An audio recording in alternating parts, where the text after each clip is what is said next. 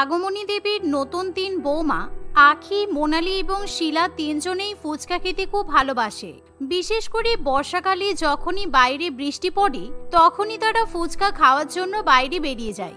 এভাবে বর্ষাকালে প্রায় প্রত্যেক দিনই হুটহাট ৩ বৌমাকে বাড়ি থেকে বেরিয়ে যেতে দেখে আগমনী দেবী বলে, তোমরা ৩ বৌমা হুটহাট করে প্রত্যেক দিন কোথায় বেরিয়ে যাও? বাড়ির অন্যান্য কাজকর্মও তো আছে, তোমাদের নতুন বিয়ে হয়েছে, আর এরকম নতুন বউদের হুটহাট করে বাড়ির বাইরে কাউকে না বলে বেরিয়ে যাওয়া উচিত নয়। মা, আপনি আমাদের হারিয়ে যাওয়ার কথা চিন্তা করছেন? আমরা হারাবো না, আপনার কোনো চিন্তা নেই। আসলে আমাদের বাড়িতে একা একা থাকতে ভালো লাগে না, তাই আমরা মাঝে মধ্যে ফুচকা খেতে বেরোই। তা তোমাদের কি প্রত্যেক দিনই ফুচকা খেতে হবে? প্রত্যেক দিনই তো দেখছি দিনে দুপুরে যখন তখন ফুচকা খাওয়ার জন্য বেরিয়ে যাচ্ছ। এরকম করতে থাকলে কি করে হবে?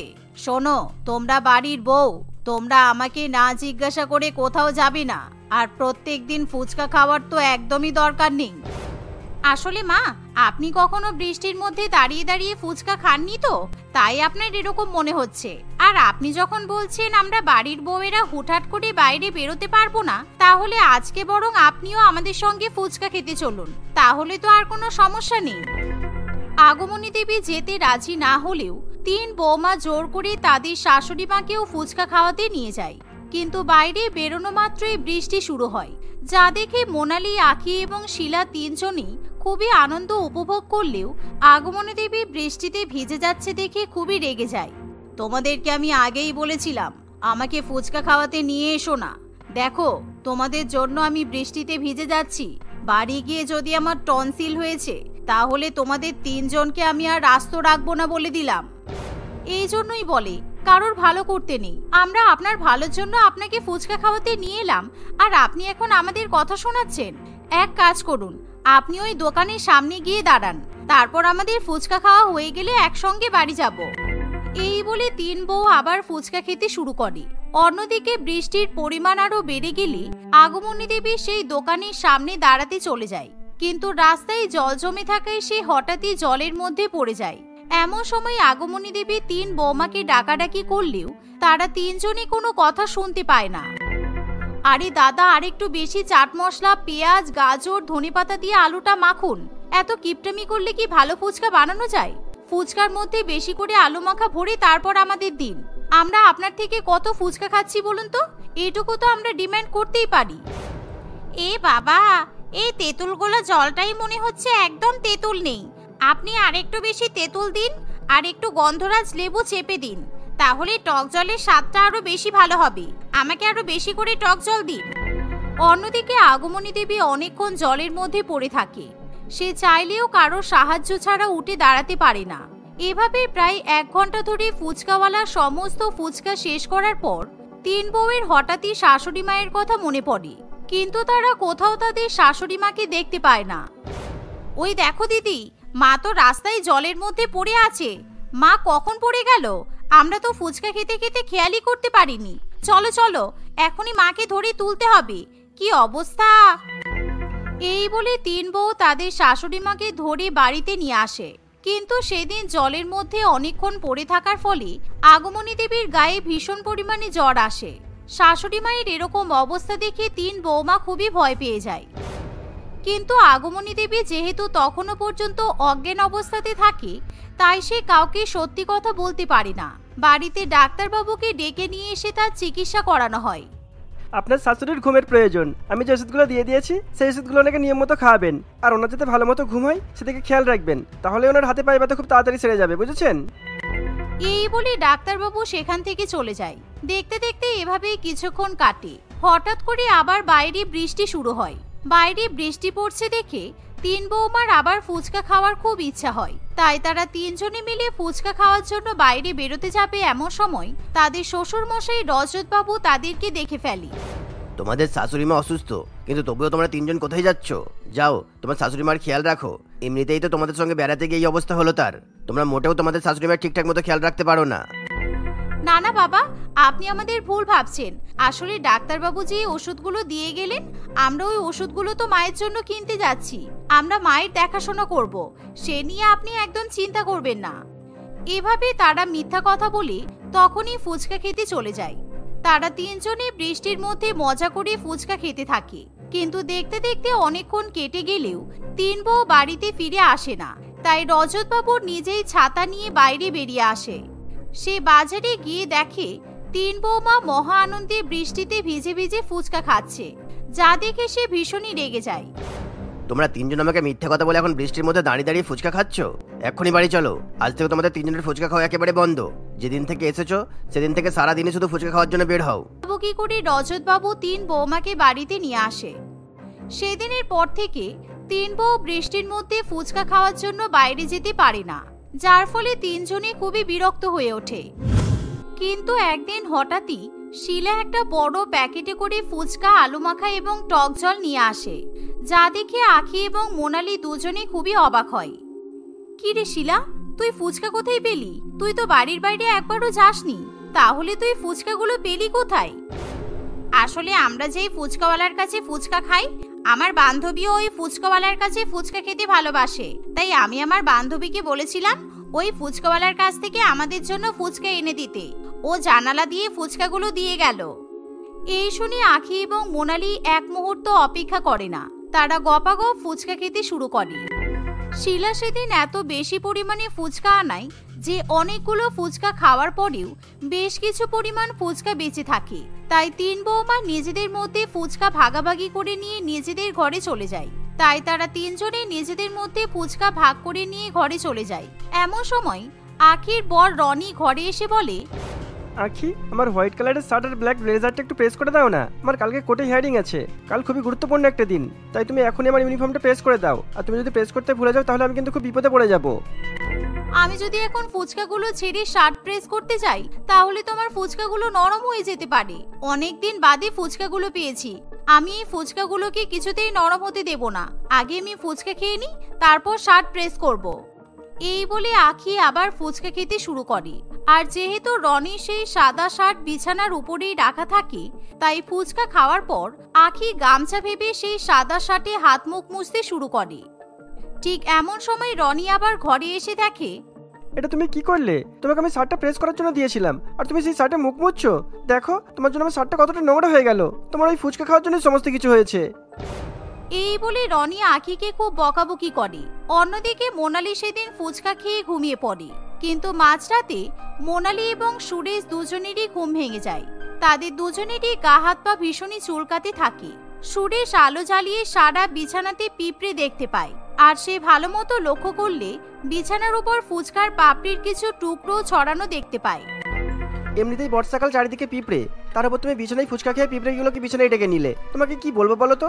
রাত্রিবেলা যে একটু ঘুমাবো তাও কোনো শান্তি নেই। এভাবে সুরেশ মোনালিকে বকাবকি করতে থাকে। অন্যদিকে ফুচকা খাওয়ার পর অনেকটা টক জল বেঁচে যাওয়ায় শিলা সেই টক জল কিছুতেই ফেলতে চায় না। তাই শিলা একটা কোকা কোলার বোতলে সেই টক জল ভরে রাখে। কিন্তু শিলার বর অনুজ কোকা কোলা খুবই ভালোবাসে। তাই অনুজ নিজের ঘরে কোকা কোলার বোতল রাখা আছে দেখে সঙ্গে সঙ্গে ঢকঢক করে সেই টক জল খেয়ে নেয়। শিলা, এই শিলা, তুমি কোকা কোলা বোতলে কি ভরে রেখেছিলে? ওই বোতল থেকে খাবার পর আমার ভীষণ গলা বুক জ্বালা করছে। উফ, মরে যাবো মনে হচ্ছে। শিলা, আমাকে বাঁচাও। শিলা সঙ্গে সঙ্গে উঠে অনুজকে অ্যালার্জির ওষুধ এনে দেয়, কারণ অনুজের তেঁতুল জলে ভীষণই অ্যালার্জি। শিলা স্বপ্নেও ভাবতে পারেনি অনুজ তেঁতুল গোলা জলটা খেয়ে নেবে, যার ফলে সেদিন অনুপের কাছে শিলাকেও খুবই বকা শুনতে হয়। পরের দিন থেকে অনুজ, সুরেশ এবং রনি তিনজনেই তাদের স্ত্রীদেরকে ফুচকা খাওয়ার জন্য নিষেধ করে দেয়। দূর, আগে বাইরে ফুচকা খেতে যেতাম, সেই ফুচকা খাওয়াটাও বাতিল হয়ে গেল। এখন আবার বাড়িতেও ফুচকা খাচ্ছি, সেটাও বাতিল। বৃষ্টির মধ্যে সামান্য একটু ফুচকাই তো খেতে চাই। আমার আর একটুও ভালো লাগছে না, মনে হচ্ছে বাপের বাড়ি চলে যাই। আরে বাবা, এইটুকু সমস্যার জন্য আমরা বাপের বাড়ি যাব কেন? আমাদের বড়েরা বাড়ি থেকে বেরিয়ে গেলেই আমরা আবার ফুচকা খাওয়ার জন্য বেরিয়ে পড়ব। শ্বশুর মশাই তো সবসময় বাড়িতে থাকে না, শাশুড়ি মাও এখন অসুস্থ, তাই আমাদের কোনো চাপ নেই। এমন সময় আগমনী দেবী তিন বৌমার সব কথা শুনে ফেলে। পরের দিন সুরেশ, রনি এবং অনুজ বেরিয়ে যাওয়ার পরেই তিন বউ ফুচকা খেতে চলে যায়। এভাবেই দেখতে দেখতে কয়েকদিন কাটে। ইতিমধ্যে আগমনী দেবী সুস্থ হয়ে ওঠে, কিন্তু সে লক্ষ্য করে বৃষ্টি পড়লে তিন বউ এখনো ফুচকা খাওয়ার জন্য পাগলামি করছে। না, বৌমাদেরকে যতই বকাবকি করা হোক না কেন, ওরা কোনো কথাই শুনবে না। ঠিক কোনো না কোনো বাহানা করে ফুচকা খেতে বেরোবে। আর ওদের এই ফুচকা খাওয়ার জন্য আমাদের একটা না একটা অসুবিধা হতেই থাকবে। এই ফুচকা খাওয়ার নেশাটা আমাকে কাটাতেই হবে। এমন কিছু করতে হবে যাতে বৌমারা নিজেরাই এত বেশি ফুচকা খাওয়া ছেড়ে দেয়। সেদিন যখন 3 বউ ফুচকা খেয়ে বাড়িতে ফিরে আসে, তখন তোমরা 3 জনে ফুচকা খেতে ভালোবাসো, তাই তো? আচ্ছা বেশ, আমি তোমাদের 3 জনকে প্রত্যেক দিন ফুচকা খাওয়াতে নিয়ে যাব। দেখি তোমরা কে কত বেশি ফুচকা খেতে পারো। তবে একটা শর্ত আছে, আমি যতক্ষণ না বলবো ততক্ষণ কিন্তু তোমরা ফুচকা খাওয়া থামাতে পারবে না। হ্যাঁ মা, নিশ্চয়ই। আপনি যে আমাদের এত ভালো অফার দিয়েছেন আমরা তো ভাবতেই পারছি না। পরের দিন আগমনী দেবী 3 বৌমাকে বাজারে ফুচকা খাওয়াতে নিয়ে যায়। সেদিন তারা 3 জনের ঠেলা গাড়ি সব ফুচকা খেয়ে শেষ করে দেয়, যার ফলে আগমনী দেবী অন্য একজন ফুচকাওয়ালাকে সেখানে ডেকে নিয়ে আসে। নাও, এই ঠেলা গাড়িতে আরো অনেক বেশি ফুচকা আছে। এইটুকু ফুচকা খেয়ে কি তোমাদের পেট ভরবে? এই গাড়ির ফুচকাও খেয়ে শেষ করে দাও। এভাবেই আগমনী দেবী প্রত্যেক দিন 3 বৌমাকে অনেক অনেক ফুচকা খাওয়াতে থাকে। কিন্তু প্রত্যেক দিন অনেক বেশি বেশি ফুচকা খাওয়ার ফলে 3 বৌমা এবার বিরক্ত হয়ে ওঠে। মা, আজকে আপনাকে ফুচকা খাওয়াতে নিয়ে যেতে হবে না। প্রত্যেকদিন এত বেশি করে ফুচকা খাচ্ছি, আজকে আমার একদমই ফুচকা খেতে যেতে ইচ্ছা করছে না। হ্যাঁ, আমারও মনে হচ্ছে এবার অন্য কোনো খাবার খাই। প্রত্যেকদিন এভাবে বেশি বেশি ফুচকা খেয়ে মুখে অরুচি ধরে গেছে। আজকে তো বৃষ্টি পড়ছে, আজকে বরং আমরা ফুচকা না খেয়ে বেগুনি বা আলুর চপ বানাই। এই বলে 3 বৌমা রান্নাঘরে গিয়ে তেলে ভাজা বানাতে শুরু করে, যা দেখে আগমনী দেবী খুবই খুশি হয়, কারণ তার প্ল্যান একেবারে সাকসেসফুল হয়। আগমনী দেবী 3 বৌমাকে বেশি বেশি ফুচকা খাইয়ে তাদের মুখে একেবারে অরুচি ধরিয়ে দেয়, যার ফলে 3 বৌমা বৃষ্টির মধ্যে ফুচকা খাওয়ার জন্য কখনোই আর পাগলামি করে না। আমার তো বয়স হয়েছে নাকি? এত বড় বাড়ির কাজ আমি একা কিভাবে সামলাবো? সেই কবে থেকে আমার 2 ছেলেকে বিয়ে করার কথা বলছি, কিন্তু তাদের কোনো পাত্তাই নেই। এবার আমাকেই ওদের বিয়ের জন্য সম্বন্ধ দেখতে হবে। উফ, সারাক্ষণ বিয়ে বিয়ে করে আমার ছেলেদের মাথা তুমি খেও না তো। ওদের যখন ইচ্ছা পড়ে তখনই বিয়ে করবে। সবেমাত্র নিজেদের কর্মক্ষেত্রে সেটেল হয়েছে, আগে ভালো করে নিজেদের জীবনটা গুছিয়ে নিতে দাও, তারপর না হয় বিয়ে করবে। নিজের বাবা মায়ের এই কথা শুনে রাজদীপ এবং শুভম তাদের কাছে আসে। তারা শহরের একটা বড় মাল্টিন্যাশনাল কোম্পানিতে চাকরি করত এবং তাদের টাকা পয়সা সম্পত্তির কোনো অভাব ছিল না। নিজের ছেলেদেরকে দেখেই শিলা দেবী তাদেরকে আবার বিয়ে করার কথা বলে। রাজদীপ বাড়ির বড় ছেলে হওয়ায় তার মা তাকে বিয়ে করার জন্য বেশি করে জোর দিতে থাকে।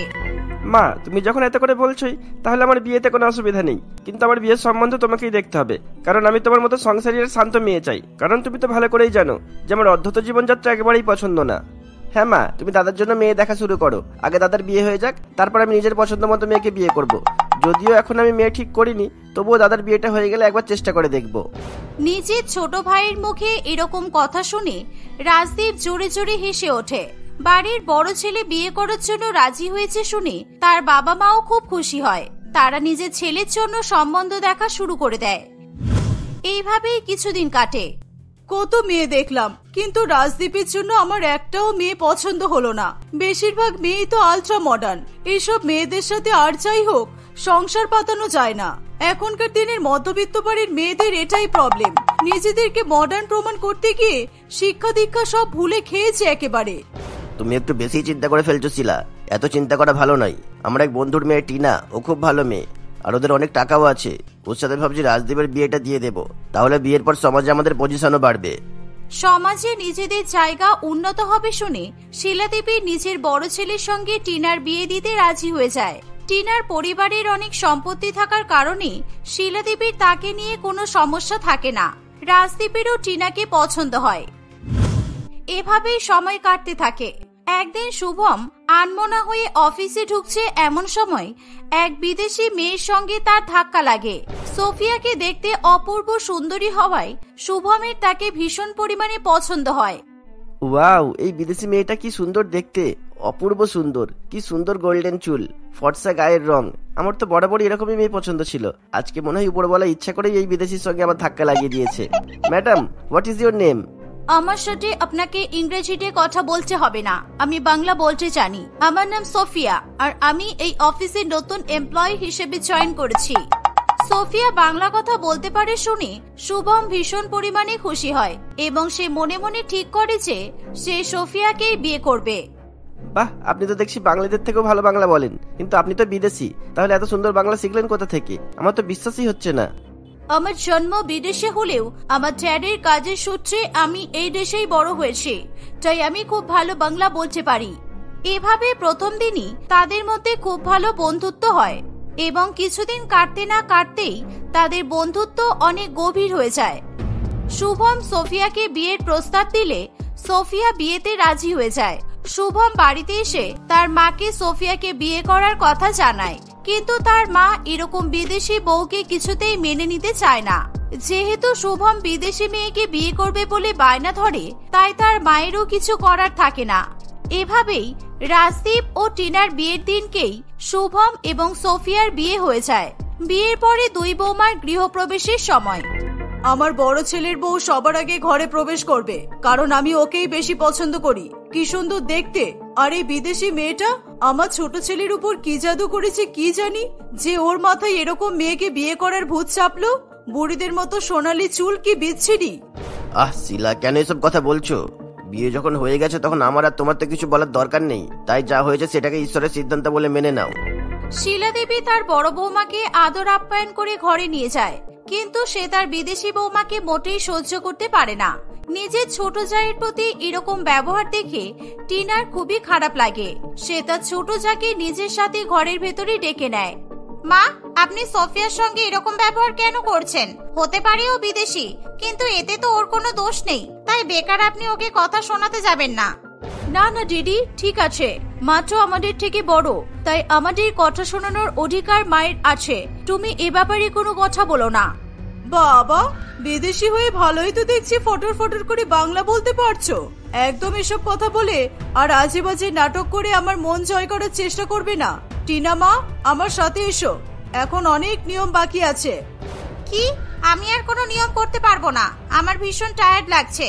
আর যদি কোনো নিয়ম বেঁচে থাকে তাহলে আপনি সোফিয়াকে দিয়ে করিয়ে নিন, আমি ঘুমাতে গেলাম। এই বলে টিনা নিজের ঘরে চলে যায়। শিলা দেবী তার বিদেশি বৌমাকে দিয়ে কোনো নিয়ম করাতে চায় না, সেই জন্য শুভম ও সোফিয়াকে নিয়ে ঘরে চলে যায়। পরের দিন সকাল হতে না হতেই দুই বৌমা ঘুম থেকে উঠে পড়লে তারা নিজের শাশুড়ি মায়ের কাছে আসে। টিনা, আজকে কিন্তু তোমাকে তোমার শ্বশুর বাড়ির লোকেদের জন্য ভালো মন্দ খাবার রান্না করতে হবে। আমি জানি তুমি খুবই সংস্কারী প্রকৃতির মেয়ে, তাই তুমি সব রান্নাই ঠিকঠাক ভাবে করতে পারবে। এসব কি ফালতু কথা বলছেন আপনি? আমি কোনো রান্না বান্না করতে জানি না। জীবনে নিজের হাতে ম্যাগি ছাড়া আমি কিছুই বানাতে পারিনি, তাই আমাকে এসব রান্না করার কথা বলবেন না। আমি শুধু ভালো মন্দ খেতে পারি, ব্যাস, আর কিছুই পারি না। নিজের শাশুড়ি মা এবং বড় জায়ের কথা শুনে সোফিয়া তাদেরকে বলে ওঠে, মা, আমি সব রকম বাঙালি রান্না করতে পারি। আপনি যদি আমাকে অনুমতি দেন তাহলে আমি আজকে রান্না করে সবাইকে খাওয়াবো, আর আমাকে রান্না করতে দেখলে দিদিও রান্না করতে শিখে যাবে। কোনো দরকার নেই, তোমার এই বিদেশি হাতে আমি কোনো রান্না খাবো না। তারপর কি রান্না করতে গিয়ে কি রান্না করে রাখবে, আর সেই সব রান্না খেয়ে আমাদের পেট খারাপ হবে। মা, সোফিয়া রান্না করলে আমার কোনো অসুবিধা নেই, আর বিদেশিরা ভালোই পিৎজা, পাস্তা, বার্গার এগুলো রান্না করতে পারে, তাই সোফিয়ার হাতে রান্না আমি আজকে খাবো। আপনাদের না পোষালে আপনারা খাবেন না, নিজেরা রান্না করে নিজেরা খেয়ে নেবেন। দেখো বৌমা, বিয়ের পর নতুন বৌমাকেই রান্না করতে হয়, আর এটাই নিয়ম, তাই তোমাকেই রান্নাঘরে গিয়ে রান্না করতে হবে। আমি কোনো কথা শুনতে চাই না। আমি জানি তুমি ঠিক রান্না করতে পারবে। শিলা দেবী টিনাকে রান্নাঘরে ঢোকার অনুমতি দিলেও সোফিয়াকে রান্নাঘরে ঢুকতে বারণ করে দেয়। শাশুড়ি মা সেখান থেকে চলে যাওয়ার পর দুই বৌমা মিলে রান্নাঘরে ঢুকে পড়ে। সোফিয়া প্রথমে রান্নাঘরে যেতে না চাইলেও টিনা সবার থেকে লুকিয়ে তাকে নিয়ে রান্নাঘরে চলে যায়। দেখো সোফিয়া, সত্যি কথা বলতে কি আমি একেবারেই রান্না বান্না করতে পারি না, তাই তুমি যদি আমাকে হেল্প না করো আমার পক্ষে কিছুতেই কোনো কাজ করা সম্ভব হবে না। তুমি চিন্তা করো না দিদি, আমি তো আছি। রান্নাঘরে দুই বৌমার বেশ কিছুক্ষণ কেটে যায়। সকলের খিদে পেয়ে গেলে তারা খাবার টেবিলে চলে আসে। শিলা দেবী টিনাকে খাবার পরিবেশন করে দেওয়ার কথা বলে। টিনা রান্নাঘর থেকে বিভিন্ন ধরনের বাঙালি রান্না নিয়ে চলে আসে। সে তার শ্বশুর বাড়ির লোকেদের জন্য ভাত, মাছের মাথা দিয়ে ডাল, ঝুরি ঝুরি আলু ভাজা, মটন কষা, আমের চাটনি ইত্যাদি রান্না করে। এত ধরনের রান্না দেখে সকলে ভীষণ পরিমাণে খুশি হয়। সবাই পেট ভরে খাবার খায়। বাহ বড় বৌমা, তুমি তো দারুণ রান্না করো। এই যে বলছিলে তুমি নাকি ম্যাগি ছাড়া কিছুই রান্না করতে জানো না, কিন্তু দেখছি তুমি তো ভালোই রান্না করেছো। আমার গিন্নিও তো এত ভালো রান্না করতে পারে না। আরে আমার বড় বৌমা বড় লোকের মেয়ে, ওর তো একটু অহংকার থাকবেই। ও কি মুখে বলবে যে ও কি করতে পারে আর কি করতে পারে না? তাই ও রান্না করে কাজে দেখিয়ে দিয়েছে। ভাগ্যিস আমি বিদেশি বউটাকে রান্না করতে বলিনি, না হলে কি যে ছাইপাশ রান্না করে রাখতো, মুখেই তোলা যেত না। দেখেছেন তো মা, আপনারা কিন্তু ভীষণ জাজমেন্টাল। ও বিদেশি বলেই সবসময় আপনারা ওকে ছোট করতে পারেন না। আপনি জানেন এই রান্নাটা কে করেছে? আমি বাঙালি হয়েও এত ভালো রান্না কোনোদিনও করতে পারিনি, আর আমি পারবোও না। আচ্ছা দিদি চুপ করো, সকলে খেয়ে নিক, তারপর তোমার যা বলার তুমি বলবে। এই শোনো, আমাকে একদম চুপ করাবে না। আমি জানি আমাকে কখন কোথায় কি বলতে হবে, কারণ আমাদের শাশুড়ি মা মনে হচ্ছে এখন খুব বার বেড়েছে। এই যে শুনুন আপনারা, এই একটা রান্নাও আমি করিনি, এই সব রান্না সোফিয়া নিজের হাতে করেছে। টিনার এমন কথা শুনে সকলে ভীষণ পরিমাণে অবাক হয়ে যায়। তারা কিছুতেই টিনার কথা বিশ্বাস করতে চায় না। তুমি এখন সোফিয়াকে বাঁচানোর জন্য অনেক কথাই বলবে, এসব বাজে কথা বলো না। যা বলছি চুপচাপ শুনুন, তারপর বুঝবেন যে কে বাজে কথা বলছে, আমি নাকি আপনি। এই বলে টিনা সকলের সামনে সত্যি কথা বলতে শুরু করে। টিনা সোফিয়াকে যখন রান্নাঘরে নিয়ে যায়, তখন সোফিয়া তাকে রান্না করতে করতে অনেক সাহায্য করে। তবুও কিছুতেই টিনা কোনো রান্না করতে পারে না। কোনো খাবারে সে নুন বেশি দিয়ে দেয়, আবার কখনো ঝাল বেশি দিয়ে দেয়। উফ, এই রান্না বান্না করা কি সাংঘাতিক রে বাবা। সোফিয়া বিশ্বাস করো, আমি সবগুলো করতে পারবো না, প্লিজ রান্নাগুলো তুমি করে দাও। কিন্তু দিদি, মা তো আমাকে রান্না করতে বারণ করেছে। আমি যদি রান্না করি, মা দেখে নিলে খুব সাংঘাতিক ব্যাপার হবে। তুমি আরেকবার চেষ্টা করো, ঠিক রান্না করতে পারবে তুমি। টিনা কিছুতেই কোনো রকম রান্না করতে পারে না। শেষ পর্যন্ত সোফিয়া সকলের জন্য বাঙালি খাবার রান্না করা শুরু করে। সে ধীরে ধীরে সকলের জন্য স্বাদমতো সমস্ত খাবার রান্না করে। টিনা সোফিয়াকে রান্না করতে দেখে ভীষণ পরিমাণে অবাক হয়ে যায়। সোফিয়া, আমি তো অবাক হয়ে যাচ্ছি, তুমি একজন বিদেশি হয়ে এমন বাঙালিদের মতো রান্না কি করে শিখলে? একজন বিদেশি মেয়েকে এরকম রান্না করতে আমি কখনো দেখিনি। আসলে আমার মা একজন বাঙালি মহিলা, কিন্তু আমার বাবা বিদেশি হয়েও আমার মাকে বিয়ে করেছিল। তারপর বাবা কর্মক্ষেত্রে শহরে থাকায় মা আমাকে সব ধরনের বাঙালি রান্না ছোটবেলাতেই শিখিয়ে দিয়েছিল। আর আমার মা মারা যাওয়ার পর আমি নিজেই আমার বাবার কাছে মানুষ হয়েছি, আর সবসময় নিজেই রান্না করে আমাদের সংসারটা চালিয়েছি। এই কথা শুনে টিনার ভীষণ খারাপ লাগে। সোফিয়ার সমস্ত খাবার রান্না করা হয়ে গেলে টিনা সকলকে সেই খাবারগুলো পরিবেশন করে দেয়। এবার বুঝলেন তো এই সুন্দর রান্নাটা কে করেছে? তাই সোফিয়াকে কোনো কথা শোনাবেন না, আর চুপ করে এই খাবারগুলো খেয়ে সোফিয়াকে বাহবা দেবেন। কারণ আমি যদি রান্না করতাম তাহলে নুন পোড়া অথবা ঝাল পোড়া খাবার খেতে হতো। সকলে এই ঘটনা শুনে চুপ করে থাকে। শিলা দেবীর মনে মনে ভীষণ খারাপ লাগে। সে সোফিয়ার কাছে ক্ষমা চায়। বুঝতেই তো পারছো, বাঙালি ঘরে বিদেশি বউ দেখলে লোক সমাজ অনেক রকম কথা বলে, তাই আমি তোমাকে মেনে নিতে পারিনি। কিন্তু আজকে তুমি যা সুন্দর বাঙালি রান্না করেছো, সত্যি অসাধারণ। সোফিয়া, দয়া করে আমাকে ক্ষমা করে দাও, আর পারলে আমার বড় বৌমাকে একটু রান্না শিখিয়ে দিও। না না, আপনি ক্ষমা চাইবেন না। আমার তো নিজের মা নেই, তাই আমি আপনাকে মা বলে ডাকি। তাই আপনার আমাকে বকার সম্পূর্ণ অধিকার আছে। আর দিদি যদি রান্না করতে নাও পারে তাতে কোনো অসুবিধা নেই, আমি তো আছি। কারণ দিদির মতো ভালো মনের মানুষ পাওয়া সত্যি সম্ভব নয়। এই বলে সকলে মিলে আনন্দ করে খাবার খায়।